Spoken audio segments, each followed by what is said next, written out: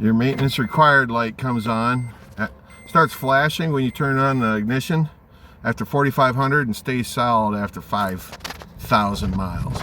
So what you do to reset it is you get your Frodo button, which is over here, and you're underneath in the printle right there.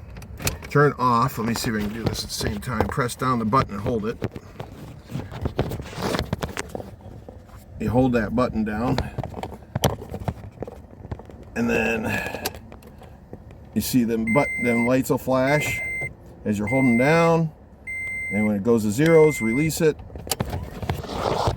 and then your maintenance required light should go off after that goes on. I just changed the oil, and yeah, there you go, easy cheesy, just like that.